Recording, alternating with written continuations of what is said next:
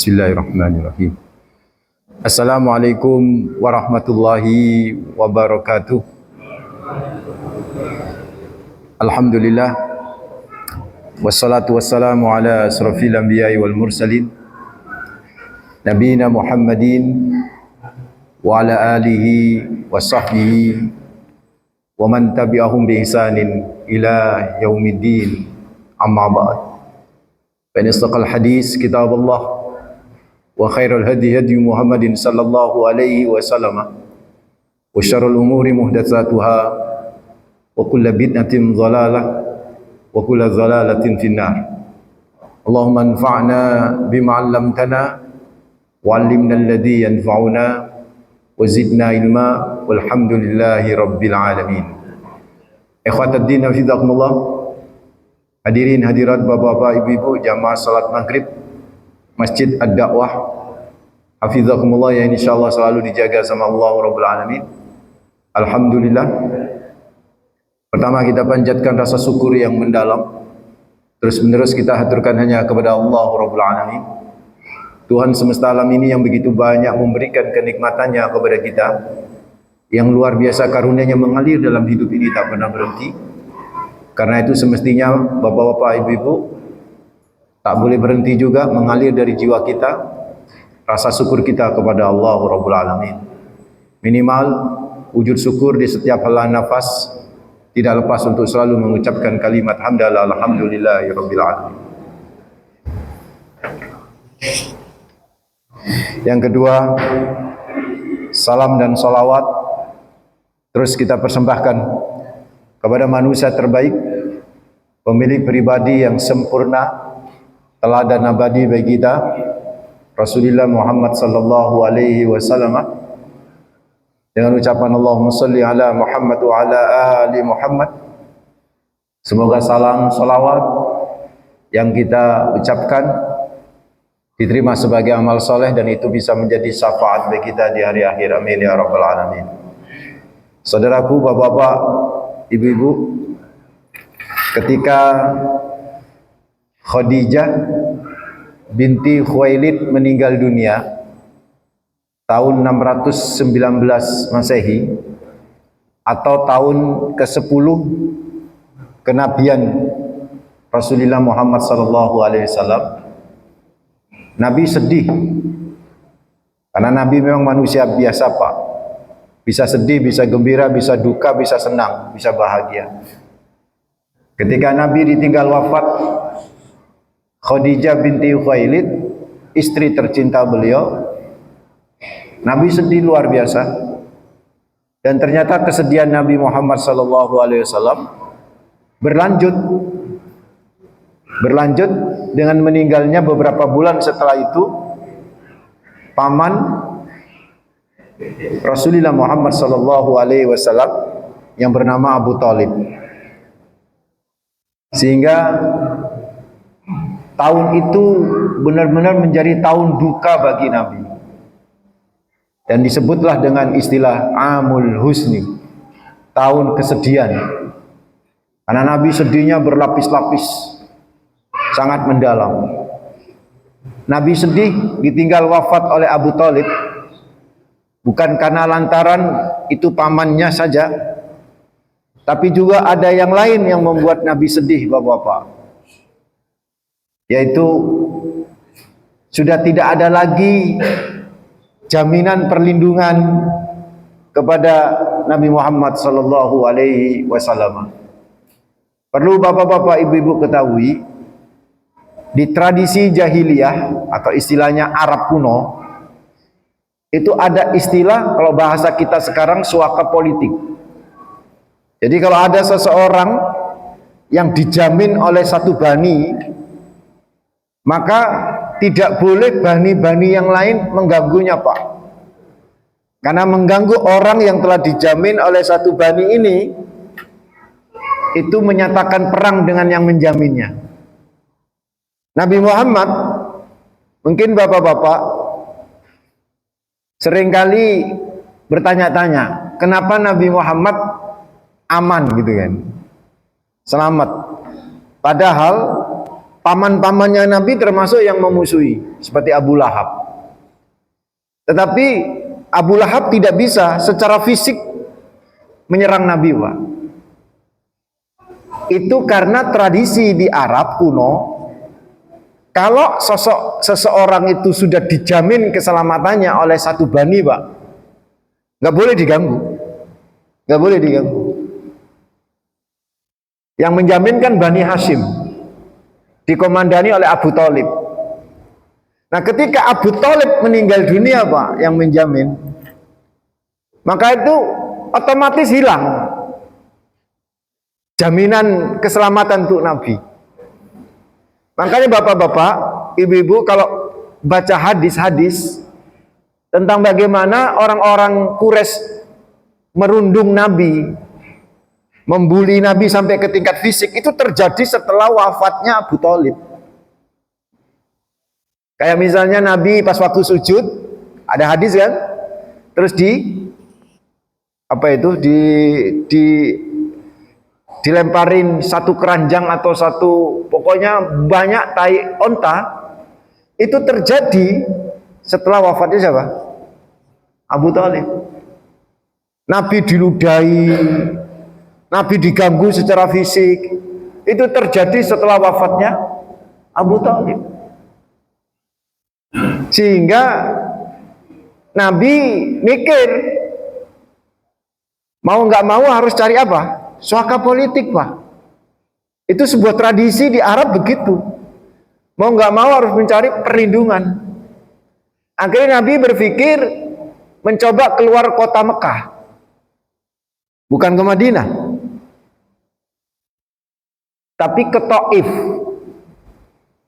Di Taif itu ada Bani Saqif. Yang Bani Saqif ini dugaan Nabi Muhammad dan harapan beliau bisa memberikan perlindungan kepada Nabi Muhammad dan kerabat-kerabatnya. Maka bergeraklah Nabi Muhammad didampingin, dikawal oleh pembantu beliau yang setia, yaitu Zaid bin Harisah. Bergerak, Pak, ke Taif, sekitar 60 mil atau 100 km dari kota Mekah. Ternyata apa yang terjadi? Nyampe di kota Mekah, nyampe di Taif, ketemu sama tokoh-tokoh Bani Saqif.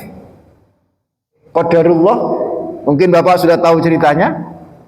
Tokoh-tokoh Bani Saqif nggak mau memberikan apa? Jaminan. Bukan hanya sekedar nggak mau memberikan jaminan, tapi malah menyerang Nabi, Pak. Bayangin tuh, minta baik-baik tuh, cuman berdua, Nabi sama Zaid bin Harisah, minta baik-baik. Bahkan sampai Nabi tuh ngomong gini, ya sudah kalau jenengan nggak mau, izinkan saya meminta yang kedua, tolong jangan dilaporkan keberadaan saya kepada suku Quraisy. Itu pun nggak mau, Pak. Sampai Nabi itu melas begini, ya sudah, kalau nggak mau, izinkan saya keluar dari Taif ini dengan aman. Sampai segitunya Nabi itu. Tapi apa yang terjadi kan? Kita tahu sejarahnya. Akhirnya suku Bani Saqif ini melempari Nabi, Pak. Dan itu tidak diduga oleh Nabi Muhammad SAW. Sampai pelipis Nabi robek, ya kan? Terus Nabi kemudian tertatih-tatih dipapah oleh Zaid bin Harisah. Semaput di sebuah tempat, yaitu kebun, namanya kebun anggur. Pemilik kebun anggur ini, Bapak-bapak, ternyata adalah dua orang bersaudara, anaknya Robi'ah, yang memusuhi Nabi Muhammad. Jadi memang ujian dari Allah ini berlapis-lapis kepada Rasulullah. Penderitaan Nabi ini masalah untuk kita, Pak, berlapis-lapis itu ya. Nabi semaput di sebuah kebun, nama kebun anggur, yang punya itu Utbah bin Robi'ah sama Syaibah bin Robi'ah. Dua orang bersaudara, putra, sama-sama putranya Robi'ah. Utbah sama Syaibah bin Robi'ah. Tapi alhamdulillah, Pak, ya ini sejarah ya. Nabi ketika semaput di kebunnya mereka berdua itu, mereka tahu tuh itu Muhammad, dan gampang sebenarnya bunuh Nabi Muhammad, Pak. Tapi kan ada perlindungan yang lain, itu Allahu Azza wa Jalla Jalalu kan. Sehingga hatinya sama Allah dilembutin, Utbah sama Syaibah ini. Malah sebaliknya memberi anggur kepada Nabi Muhammad tuh. Ngomong sama pembantunya namanya Adas. Adas, coba kau datengin tuh orang tuh semaput, kasih anggur. Adas bergegas ngasih anggur, Pak. Disampaikan kepada Nabi Muhammad. Terus Adas bilang begini ke Rasulullah, Tuhan, ini anggur dari juragan saya, silakan dimakan. Nabi seneng kan Pak Nabi, kan lapar Nabi. Ketika ngambil anggur itu, Nabi mengucapkan Bismillah. Dan itu membuat kaget Adas. Adas kaget banget. Karena kata-kata Bismillah itu tidak pernah muncul di daerah itu, Pak. Kok tiba-tiba ada orang ngomong Bismillah gitu. Akhirnya Adas tanya, Tuhan siapa? Gitu. Kok ngomong kayak begitu, yang itu aneh omongan itu, Tuhan. Saya Muhammad bin Abdullah. Anda siapa? Kata Nabi Muhammad. Saya Adas, Tuhan. Saya Nasrani. Oh, Nasrani, kata Nabi. Adas dari mana? Saya dari Ninawi atau Ninawi. Itu dekat Askelon dekat Gaza, Palestina, Pak. Langsung Nabi bilang begini, loh, itu kan tempat kelahiran saudara saya. Adas kaget lagi, Adas. Siapa saudara Tuhan yang lahir di Ninawi? Yunus bin Matta, kata Nabi. Kaget Adas itu. Karena bukan orang sembarangan bisa mengenal Yunus bin Matta, Pak. Karena Yunus bin Matta ini kisahnya sudah terpendam di daerah itu. Jangankan Yunus yang selisihnya dengan Nabi itu hampir 1000 tahun. Isa aja, Nabi Isa itu kan selisihnya 600 tahun sama Nabi, sampai 700 tahun. 600 tahun kan selisihnya sama Nabi Muhammad. Itu aja darah situ nggak ada yang kenal sama Isa, apalagi Yunus. Jadi kalau ada orang nyebut Yunus, sampai bapaknya juga disebut Yunus bin Matta putra Matta, Pak. Berarti saya ngomong ini bukan orang sembarangan. Makanya Adas tanya lagi, Tuhan siapa sebenarnya? Baru Nabi ngomong, Pak, saya Muhammad Rasulullah utusan Tuhan, dan Yunus bin Matta adalah utusan Tuhan. Sesama utusan Tuhan adalah bersaudara. Langsung sama Adas dipeluk, dipeluk, Pak. Akhirnya Adas masuk Islam aja. Makanya kalau Bapak ke Taif, di situ nanti ada Masjid Adas, Pak. Itu napak tilas Adas yang akhirnya masuk Islam bersama Nabi Muhammad SAW. Akhirnya Nabi kan seger, Pak. Habis makan apa tadi? Anggur. Tapi Nabi mikir, iki nek balik nang Mekah, habis Nabi, Pak. Karena kan tadi Bani Sakif kan nggak mau melindungi, juga nggak mau untuk tidak melapor ke suku Quraisy di Mekah. Artinya mereka sudah ngelapor gitu. Nabi ini kalau pulang habis. Akhirnya Nabi cari perlindungan lagi, Pak. Singkat cerita, Nabi dapat perlindungan dari seorang tokoh Quraisy juga, tapi dari Bani Naufal, namanya Mut'im bin Adi. Musyrik, Pak. Orang kafir. Mut'im ketika Zaid bin Harisah itu utusan Nabi itu datang untuk minta perlindungan, Mut'im bin Adi ngomong gini, sampaikan ke Muhammad, saya Mut'im bin Adi siap melindungi Muhammad dan seluruh kerabatnya. Dengan Bani Naufal, Pak. Itu keluarga besar Mut'im bin Adi. Akhirnya Nabi Muhammad masuk ke kota Mekah, dikawal oleh Mut'im bin Adi dan kerabatnya. Nyampe di Ka'bah, itu sudah berkumpul tokoh-tokoh itu, tokoh-tokoh musyrikin Quraisy. Termasuk ada Abu Lahab pamannya sendiri. Mut'im berkata dengan keras, saya Mut'im bin Adi menjadi penjamin keselamatan Muhammad dan kerabatnya. Siapa yang nyentuh Muhammad sama saja menyatakan perang sama Bani Naufal. Begitu. Makanya Nabi Muhammad itu senang sama Mut'im bin Adi meskipun kafir, Pak. Sampai-sampai ketika Mut'im bin Adi itu meninggal dunia dalam kondisi masih kafir, Pak. Itu Nabi sedih itu. Ini namanya balas jasa itu kan, merupakan sunnah kalau balas jasa itu, Pak. Meskipun itu orang kafir. Sampai Nabi bilang ini, kalau saya dibolehkan oleh Allah memberi syafaat kepada orang kafir, maka Mut'im bin Adi itu yang menjadi daftar pertama untuk saya selamatkan. Itu kata Nabi. Saking senangnya sama Mut'im bin Adi telah memberikan apa? Jaminan, perlindungan. Sehingga Nabi ketika masuk kota Mekah aman. Nah ketika Nabi aman, Pak, Nabi tidur di samping Ka'bah, nggak ada yang ganggu. Nah saat Nabi tidur di samping Ka'bah itu antara melek, tidur-tidur ayam lah istilahnya, datanglah 3 orang. Satu dikenal sama Nabi, yaitu Jibril. 2 tidak dikenal, Pak. Mikail sama Israfil.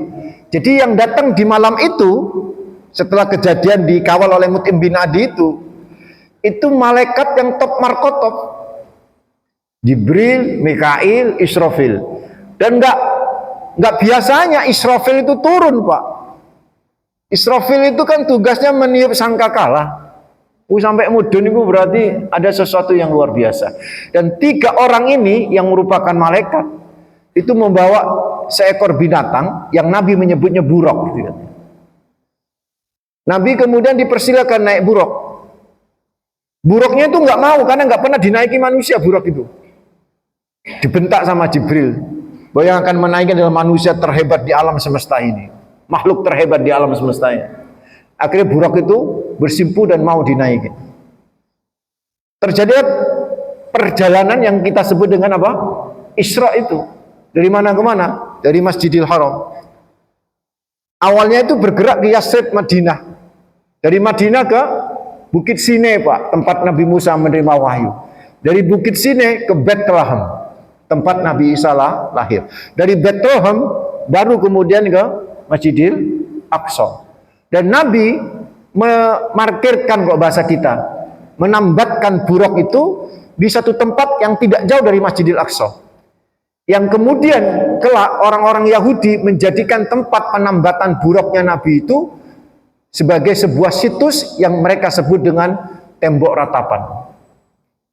Jadi kalau kita ke Al-Aqsa ada tembok ratapan, itu dekat tembok ratapan itu katanya ada lubang, terus kayak ada gelang gitu besi. Disitulah tempat penambatan buruknya Nabi Muhammad Shallallahu Alaihi Wasallam. Akhirnya setelah ditambatkan, Nabi pergi ke Masjidil Aqsa, ke masjid, Pak, sholat. Atas izin Allah, semua Nabi dibangunkan sama Allah. Wallahu a'lam, gimana modelnya, gimana caranya. Begitulah hadis sahih menceritakan. Akhirnya sholat 2 rakaat.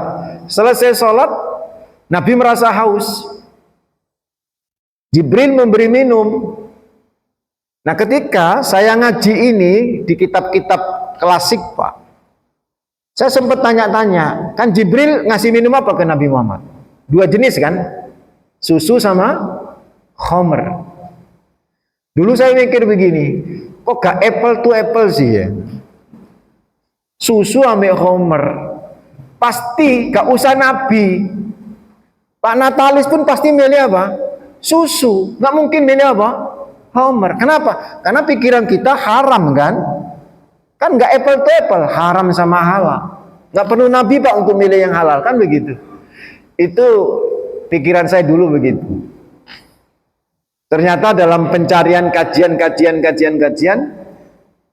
Jibril ketika memberi 2 jenis minuman itu, Bapak-bapak, itu Jibril tidak mungkin memberi minuman yang haram. Jadi khamr itu baru haram kan ketika Nabi di Madinah, Pak. Berarti ketika khamr itu diberikan di saat di Masjidil Aqsa itu, di saat Isra itu kan masa sebelum hijrah. Itu khamr masih halal. Jadi apple to apple, Pak. Susu ya halal, khamr ya halal. Cuman khamr ini minuman prestisius. Yang siapa saja yang minum khamr itu menunjukkan peminumnya itu orang yang derajat tinggi di strata sosial masyarakat. Kalau susu ini kan minuman proletar, Pak, minuman umum. Dan ternyata Nabi memilih minuman yang umum ini. Dan itu dibenarkan oleh siapa? Jibril. Bahwa kau telah memilih sesuai dengan fitrah manusia. Setelah minum sama Jibril, dada Nabi dibedah, Pak. Dicuci.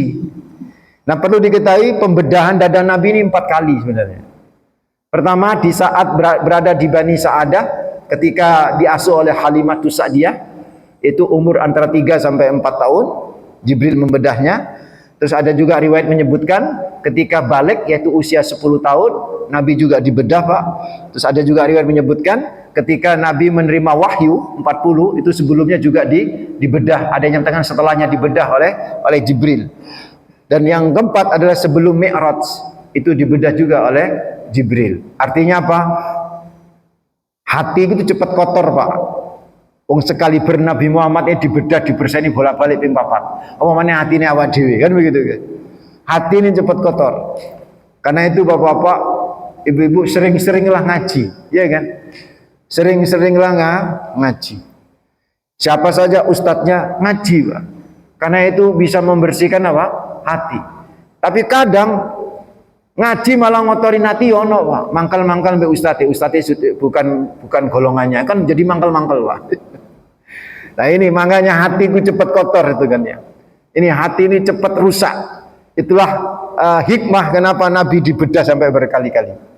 Setelah dibedah, Nabi baru naik, Pak. Cuman naiknya itu tidak pakai buruk. Ini riwayat yang saya pakai. Nabi itu dikawal oleh 3 malaikat itu saja, 3 orang tadi itu. Naik ke sebuah batu, yang batu ini dekat dengan atau masuk wilayah Masjidil Aqsa. Batu itu kayak bukan batu kecil, Pak. Batu ini gede, mungkin seperempat masjid ini batunya. Jadi kalau saya nyebutnya itu bukit. Nabi naik ke situ, terus dari situ Nabi terbang bersama 3 orang itu, melesat dengan kecepatan tinggi. Nah, sebelum saya lanjutin, ada pertanyaan mungkin, kenapa ya Nabi pergi ke langit kok ngelewatin Al-Aqsa? Kok ngelewatin batu itu? Kenapa enggak minal Masjidil Haram ila Sidratil Muntaha? Kok enggak langsung dari Masjidil Haram? Ada yang bertanya kayak begitu kan? Atau enggak sempat bertanya karena enggak kepikiran? Tuh ada yang mempertanyakan, kenapa ke langit tuh 1, 2, 3, 4, ke 7 sampai Sidratul Muntaha kok lewat Al-Aqsa? Tuh di situ kok enggak teko masjid, tapi kok lewat batu? Ini sama ulama Pak Natalis itu dikaji itu. Banyak pengkajian itu diantaranya ulama itu ngomong gini, langit itu punya portal. Portalnya itu sebenarnya banyak. Tapi ada satu portal yang bisa dilewatin oleh manusia, dan dalam hal ini adalah Nabi Muhammad, khusus untuk Nabi Muhammad. Nah, portal itu ada di Al-Aqsa. Pintu langit itu ada di Al-Aqsa, Pak. Dan tepatnya di batu itu. Makanya kenapa orang Israel ingin menguasai Al-Aqsa, Pak? Karena ingin menguasai portal langit. Mereka punya keyakinan siapapun yang menguasai pintu langit menguasai dunia. Dan logikanya kan benar toh. Nabi pun turun dari Sidratul Muntaha kan nggak langsung ke Masjidil Haram, Pak. Balik mana ke Al-Aqsa. Balik mana ke batu itu. Terus kemudian baru ke Masjidil Haram gitu ya. Ini jawaban beberapa ulama terkait dengan ada apa di Masjid Al-Aqsa gitu. Oke, naik, Pak. Dan oh ya, sebentar. Batu itu sendiri nggak pernah direken, Pak, sama orang-orang Romawi. Dulu Yerusalem atau Palestina itu dikuasai oleh Romawi abad ketiga. Jadi sebenarnya Palestina itu mungkin saya pernah ngaji di sini tentang Israel itu makanya itu kan yang namanya Bani Israel sudah nggak menguasai Palestina, Pak. Itu dikuasai, ada Babilonia, ada Assyria, ada Persia. Terakhir dikuasai oleh Romawi. Abad ketiga itu Pak, sampai zaman Nabi Isa itu masih dikuasai oleh Romawi. Maka Nabi Isa itu disalib itu kan di zaman kerajaan Romawi. Baru kemudian saudaraku dibebaskan dari penjajahan Romawi oleh siapa? Oleh Umar bin Khattab pada tahun 638 Masehi. Saat itulah Palestina dikuasai oleh Islam kan? Ketika Umar bin Khattab beranjang sana ke Palestina Pak, ingin melihat Al-Aqsa. Itu ketika nyampe di Al-Aqsa, yang ditanyakan oleh Umar bin Khattab sama pembantunya kepada pendeta-pendeta yang ada di Al-Aqsa itu, yang ditanyakan batu. Dari riwayatnya, yang ditanyakan batu. Jadi tanya kepada pendeta-pendeta itu, di mana letak batu yang dulu Nabi saya Mi'raj? Dan ternyata pendeta itu tahu. Jadi Mi'rajnya Nabi Muhammad itu tahu. Seolah mereka tahu bahwa disitulah ada pintu langit itu, Pak. Kata pendeta itu, oh di situ batunya. Akhirnya Umar bin Khattab kan bergerak ke tempat batu itu. Dan ternyata batu itu kan semacam bukit kecil. Itu sudah ditumpuki sampah Pak oleh orang-orang saat itu, nggak direken. Akhirnya Umar bin Khattab membersihkan kan itu bukit kecil itu. Setelah bersih, kemudian dibangun di atasnya itu masjid. Terus ada kubah kuning itu. Makanya kalau jenengan ke Masjidil Aqsa, itu ada dua model kubah. Kubah yang abu-abu sama kubah kuning. Nah, kubah kuning itu yang disebut the Dome of Rock. Kubah batu. Karena di bawahnya kubah itu ada batu, Pak. Jadi bukan batu, bayangin itu bukan batu kecil. Itu kayak bukit. Jadi bukit itu ada masjid, di dalamnya masjid itu nanti dikasih pagar tengah-tengah itu, Pak. Ada sekarang dikasih pagar. Di situ itu ada semacam batu yang gede. Nanti di bawah batu itu nanti ada ruang kosong kayak gua begitu. Nah, disitulah Nabi Muhammad itu Mi'raj, saudara. Naik ke langit pertama, ketemu sama Adam. Itu riwayatnya sahih, Pak. Naik ayat kedua, ketemu sama Isa sama Yahya. Naik ke langit ketiga, ketemu sama Yusuf. Ada dialognya, cuman nggak terlalu penting, Pak. Nanti waktunya habis, ya kan. Naik ke langit keempat, ketemu sama Idris alaihissalam. Naik ke langit kelima, ketemu sama Harun. Keenam, ketemu sama Nabi Musa. Ketujuh, langit terakhir, ketemu sama Ibrahim alaihissalam. Nah, di langit ketujuh inilah, Pak, ada Baitul Ma'mur.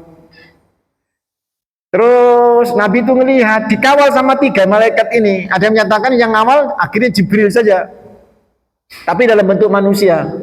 Nyampe lah, terus kita nggak bisa bayangin apakah di langit ketujuh ini mendatar horizontal terus Nabi itu berjalan horizontal, atau Nabi itu berjalan terus naik, Pak, dari langit ketujuh. Wallahu a'lam. Tapi yang jelas Nabi bergerak terus dari langit ketujuh itu sampai batas sudah tidak bisa bergerak. Nah, batas tidak bisa bergerak itulah, atau batas akhir, itu disebut Al-Muntaha. Nah, di batas akhir itu ada pohon yang besar banget, bercahaya, indah luar biasa, Pak. Ketika memandang pohon itu tak pernah berkedip siapapun yang memandang, saking indahnya, termasuk Nabi sendiri. Nah, itulah pohon disebut Sidrah. Karena di situ muntaha, maka disebut Sidratul Muntaha. Ketika Jibril masih bentuk manusia kan, ngiringi Nabi Muhammad untuk mendekati Sidratul Muntaha, Pak, Jibril nggak bisa masuk ke Sidratul Muntaha kecuali harus merubah dirinya dalam bentuk aslinya. Itulah kemudian Bapak-bapak di surat An-Najm ayat 13 sampai 18. Dari tadi kan belum ada ayatnya kan? Surat An-Najm ayat 13 sampai 18, Allah menceritakan ini. Walaqad ra'ahu nazlatan ukhra inda sidratil muntaha indaha jannatul ma'wa id yaghsas sidrata ma yaghsha ma zaghal basar wa ma tagha laqad ra'a min ayati rabbihil kubra. Itu ayat 13 sampai 18 surat An-Najm. Ini indah banget, Pak. Walaqad ra'ahu nazlatan ukhra. Sungguh dia Muhammad akhirnya bisa melihat Jibril dalam bentuk aslinya yang kedua kalinya. Kedua kalinya. Yang pertama kapan? Di Gua Hira. Jadi Jibril itu Pak nggak bisa dilihat dalam bentuk asli oleh manusia. Jadi semua nabi itu ketika ditemani Jibril Pak itu dalam bentuk wujud manusia. Nggak ada satupun nabi yang ketika menerima wahyu melihat Jibril dalam bentuk asli, nggak ada. Kecuali Nabi Muhammad. Itu pun Nabi Muhammad selama 23 tahun di bumi Pak hanya ngelihat sekali. Itu pada waktu pertama kali menerima wahyu itu Iqra bismi rabbikal ladzi khalaq. Itu pun efeknya terhadap Nabi demam Pak. Makanya Nabi kemudian gumigil, gemetar, terus berkata kepada Khadijah kan, zammiluni zammiluni. Itu karena melihat Jibril dalam bentuk asli. Yang kedua, 10 tahun kemudian baru melihat Jibril dalam bentuk aslinya kedua kalinya, tapi tidak di bumi. Di mana? Sidratil Muntaha. Bentuk aslinya Jibril itu bersayap. Ada 600 sayap Pak. Itu menutup langit. Bayangin gedenya Sidratul Muntaha apa? Indah jannatul ma'wa. Di samping Sidratul Muntaha itu ada surga yang luas ditempati untuk orang-orang yang beriman dan bertakwa. Mudah-mudahan kita termasuk di dalamnya Pak. In yaghsha sidrata ma yaghsha, digambarkan Sidratul Muntaha itu oleh Allah. Betapa indahnya bercahaya itu. Sampai-sampai mazaghal basaru wa ma tagha. Nabi itu ketika memandang tuh Pak enggak noleh kiri kanan. Maksudnya apa? Ketenggengan Pak. Takjub. Lihat itu. Saking indahnya. Digiring terus sama Jibril. Laqad ra'ahu min ayati rabbihil kubara. Nabi sungguh melihat tanda-tanda kebesaran Allah yang sungguh sangat luar biasa. Saat itulah Nabi berhadapan dengan Allah Azza wa Jalla Jalaluhu. Ketika Nabi bercerita ini, Abu Darda bertanya ke Rasulullah, "Ya Rasulullah, hal ra'aita rabbak? Apakah kamu melihat Tuhan?" Ini ada khilaf riwayatnya. Ada yang menyatakan Nabi melihat, ada yang menyatakan Nabi hanya melihat cahaya, nur. Wallahu a'lam. Enggak penting. Yang penting terjadi dialog antara Allah sama siapa? Nabi Muhammad sallallahu alaihi wasallam. Soal kemudian Allah mengucapkan assalamu alayka ayyuhan nabi wa rahmatullahi wa barakatuh. Kemudian Nabi menjawab assalamu alaina. Terus ditambah wa ala ibadillahi salihin. Terus malaikat di sekitarnya langsung berkata asyhadu an la ilaha illallah wa asyhadu anna muhammadar rasulullah, yang kemudian dipakai menjadi doa tasahud. Ngapunten Pak, saya cari validitas hadisnya itu nggak ketemu yang sahih Pak. Memang ada di beberapa kitab menceritakan itu. Tapi yang banyak itu diceritakan di kitab medsos Pak. Jadi gak ketemu nang kitab-kitab hadis yang sahih itu. Makanya saya nggak mau pakai itu. Yang penting terjadi dialog. Dan di situ Pak, Allah memberikan oleh-oleh kepada Nabi Muhammad SAW. Yang Bapak tahu oleh-oleh kan sholat ya. Saya nemukan sebuah riwayat Pak dari Sahih Muslim. Hadis ke 173 Sahih Muslim dari Ibnu Mas'ud. Ibnu Mas'ud berkata, "Utiya Rasulullah salasan." Nabi itu di Sidratil Muntaha itu dikasih 3 oleh-oleh. Yang pertama populer, as-shalawatil khamsah, salat 5 waktu, ya kan? Yang asalnya 50 terus berubah menjadi berapa? 5 ya. Ini pernah saya ceritakan tahun yang lalu kan Pak. Ini oleh-oleh pertama Pak. Nah, oleh-oleh yang kedua, ketiga ini nggak banyak diceritakan sama para ustaz. Nggak tahu padahal hadisnya sahih Pak. Mungkin ya lupa ya para ustaz. Karena mungkin saking hebatnya oleh-oleh pertama yaitu sholat 5 waktu. Oh iya betul Pak, hebat tuh Pak. Saking hebatnya sampai Nabi Musa itu meragukan kemampuan umat Islam bisa sholat 5 waktu 17 rakaat. Tapi sama Allah dalam surat Ali Imran, kuntum khaira ummatin ukhrijatin nas. Kamu adalah sebaik-baiknya umat dibanding seluruh umat manusia lainnya. Kita umat Islam Pak, umat terbaik Pak. Buktinya apa?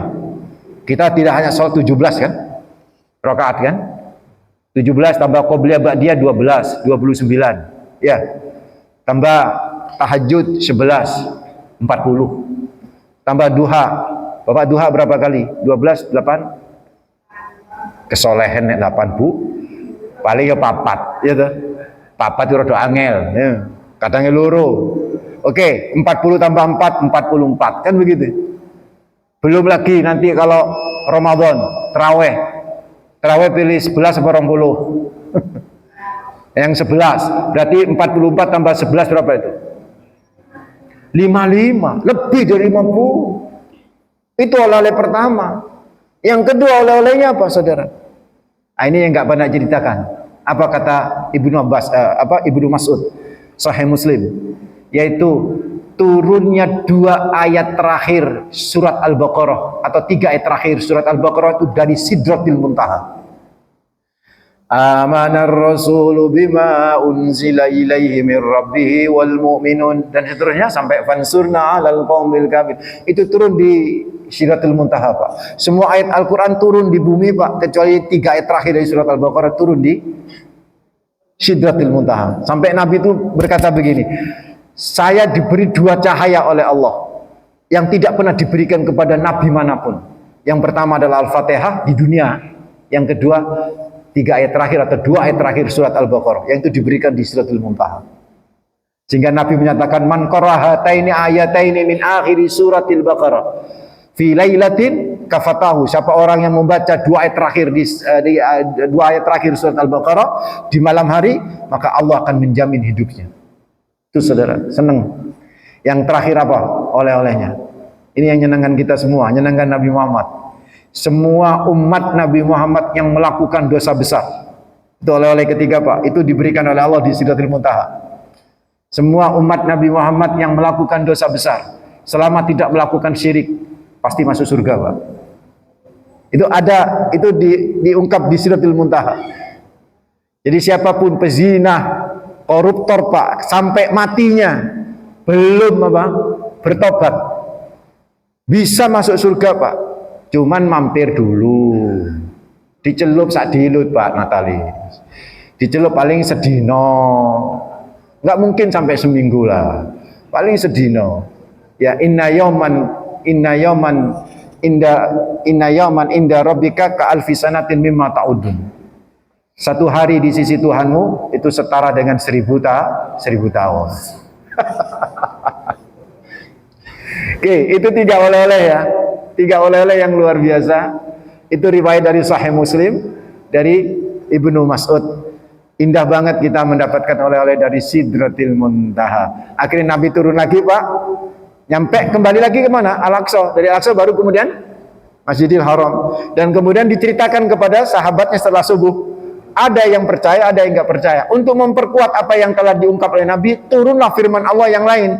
Surat Al-Isra ayat 1 yang terkenal. Subhanalladzi asra bi 'abdihi lailan minal masjidil haram ilal masjidil aqsa alladzi barakna haulahu. Itu penguatan. Itu kronologis ayat turun Pak. Dari mulai An-Najm sampai Al-Isra ayat 1 yang berbicara tentang oleh-oleh dari Sidratil Muntaha. Mudah-mudahan bermanfaat. Ada pertanyaan sebelum tutup? Silakan.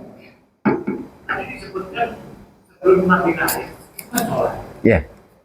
Padahal perintah sholat itu didapat setelah naik. Ya. Pertanyaan saya, tadi sholat apa tadi? Nabi itu perintah sholat itu sebenarnya sudah ada Pak. Jadi Nabi itu sholat mengikuti sholatnya Nabi Ibrahim. Sholat Nabi Ibrahim, sholatnya orang Yahudi itu sama. Kan dari Nabi Ibrahim semuanya. Yaitu sholatnya bukrotan wa asyiyatan. Pagi sama malam, petang. Masing-masing 2 rakaat. Jadi makanya tadi saya bilang itu sholatnya 2 rakaat di Masjidil Aqsa. Karena memang Bani Israel itu semua sholatnya 2 rakaat Pak. Itulah kenapa Nabi Musa ngeyel kan. Ngeyel. Kenapa Nabi Musa ngeyel? 5 kali pun minta diskon kan. Awalnya kan 50. minta disombongkan. Itu atas saran Nabi Musa. Kenapa Nabi Musa ngasih saran itu? Karena Nabi Musa itu bercermin dari umatnya. Umatnya itu sholatnya kan cuma 2 kali, pagi sama malam. Masing-masing 2 rakaat, berarti berapa rakaat? 4 rakaat. Tapi 4 rakaat gak ono sing nglakoni Pak wong Yahudi, Pak. Daniyo 5 kali 17 rakaat. Itu pikirnya Nabi Musa. Tapi Nabi Musa salah. Ternyata umat Nabi Muhammad lebih hebat daripada umat mereka Yahudi, saudara. Begitu. Wallahu a'lam. Ada lagi? Ya, silakan.